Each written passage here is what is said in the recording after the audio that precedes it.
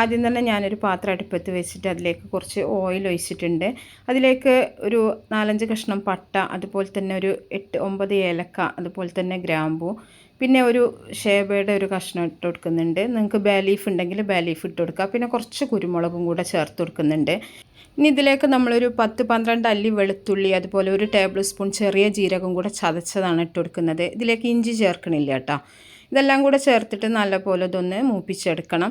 ഒരു 2 kilo അരിയിലേക്കുള്ള ingredients ആണ് ഈ പറയണ കേട്ടോ. നിങ്ങൾ നല്ലപോലെ വെളുത്തുള്ളിയുടെ ഒരു പച്ചമണക്ക് മാറി വരുന്ന സമയത്ത് ഇതിൽ ഒരു വലിയ സവാള ചെറുതാക്കി അരിഞ്ഞ് ചേർത്തിട്ട് നല്ലപോലെ ഒന്ന് വഴറ്റിയെടുക്കുക.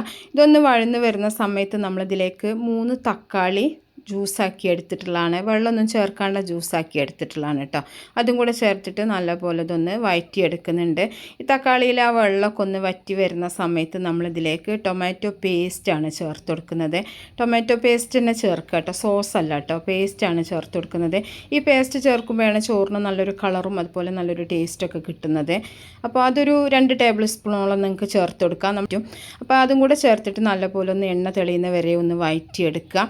ഇതിലേക്ക് നമ്മൾ മസാലപ്പൊടികളൊന്നും ചേർക്കണില്ല കേട്ടോ. ഇനി നമ്മൾ ഒരു 4 ക്യാരറ്റ് ഗ്രേറ്റ് ചെയ്തതാണ് ചേർത്ത് കൊടുക്കുന്നത്. ഇതിൽ നിന്ന് നമ്മൾ കുറച്ച് ക്യാരറ്റ് അതുപോലെ ഉണക്കമുന്തിരിയും കൂടെ ഒന്ന് ഫ്രൈ ചെയ്തിട്ട് മാറ്റി വെച്ചിട്ടുണ്ട് നേരത്തെ. എന്നിട്ട് നല്ലപോലെ ഇതൊന്ന് ഇളക്കി മിക്സാക്കി എടുക്കുന്നുണ്ട്.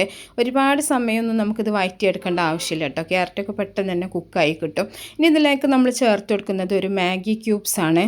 ഞാൻ ഒരൊറ്റ ക്യൂബ് മാത്രമേ ഇതിലേക്ക് ചേർത്തിട്ടുള്ളൂ. അപ്പോൾ നിങ്ങൾക്ക് വേണമെന്നുണ്ടെങ്കിൽ 1-2 ചേർക്കാം. ഞാൻ ഒരെണ്ണം മാത്രമേ ചേർത്തിട്ടുള്ളൂ. അതും കൂടെ ചേർത്തിട്ട് നല്ലപോലെ ഒന്ന് മിക്സാക്കി എടുക്കുക. അതിനുശേഷം നമ്മൾ അരിയിലേക്ക് ആവശ്യമായിട്ടുള്ള വെള്ളം അളന്നിട്ട് ഇതിലേക്ക് ഒഴിച്ചു കൊടുക്കുകയാണ് ചെയ്യുന്നത്. ഞാൻ 2 കിലോ അരിയാണ് എടുത്തിട്ടുള്ളത് കേട്ടോ. അപ്പോൾ 1 ഗ്ലാസ് അരിക്ക് 2 ഗ്ലാസ് വെള്ളം എന്ന രീതിയിലാണ് ഞാൻ എടുത്തിട്ടുള്ളത്. അത് അരിയുടെ ഇതിനനുസരിച്ചിട്ട് എടുത്താൽ മതി. ഞാൻ സല്ല ഗോൾഡാണ് എടുത്തിട്ടുള്ളത് കേട്ടോ റൈസ്. അപ്പോൾ അതിലേക്ക് 1 ഗ്ലാസ് അരിക്ക് 2 ഗ്ലാസ് വെള്ളം എന്ന രീതിയിലാണ്. പാകത്തിന് വെള്ളമൊക്കെ ഒഴിച്ചിട്ട് നമ്മൾ ആവശ്യത്തിനുള്ള ഉപ്പ് ചേർത്ത് കൊടുക്കുന്നുണ്ട്. ഉപ്പും കൂടെ ചേർത്തിട്ട് വെള്ളം തിളച്ച് വരുന്ന സമയത്ത് നമ്മൾ കുതിർത്ത് കഴുകി ഊറ്റി വെച്ചിട്ടുള്ള അരിയാണ് ഇതിലേക്ക് ചേർത്ത് കൊടുക്കുന്നത്. അരിയും കൂടെ ചേർത്തിട്ട് നല്ലപോലെ ഒന്ന് ഇളക്കി മിക്സ് ചെയ്യുക. ഉപ്പൊക്കെ റെഡിയാണോ നോക്കുക. ഇതിലേക്ക് ഉണക്കനാരങ്ങ വേണമെങ്കിൽ നിങ്ങൾക്ക് ചേർത്ത് കൊടുക്കുക. ഞാനിവിടെ ചേർത്തിട്ടില്ല. അത് ഓപ്ഷണലാണ് കേട്ടോ. വേണമെന്നുണ്ടെങ്കിൽ മാത്രം ചേർത്താൽ മതി.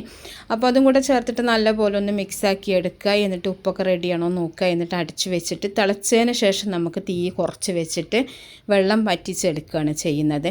അപ്പോൾ അതൊന്ന് 2-3 പ്രാവശ്യം നമ്മൾ ഇളക്കിയൊക്കെ ഒന്ന് മിക്സാക്കി എടുത്തിട്ടുണ്ട്. ഇനി നമുക്ക് ഇത്രയേ ഉള്ളൂ. ഇതിൻ്റെ മുകളിലായിട്ട് നമ്മൾ ആ ഒരു ഫ്രൈ ആക്കി മാറ്റി വെച്ചിട്ടുള്ള ക്യാരറ്റും ആ ഒരു ഉണക്കമുന്തിരിയും കൂടെ നമ്മൾ ഇതിൻ്റെ മുകളിലായിട്ട് ഇട്ട് കൊടുക്കുന്നുണ്ട്. അത് നിങ്ങൾക്ക് സെർവ് ചെയ്യുന്ന സമയത്ത് വേണമെങ്കിലും ഇത് ഇങ്ങനെ ചെയ്താൽ മതി.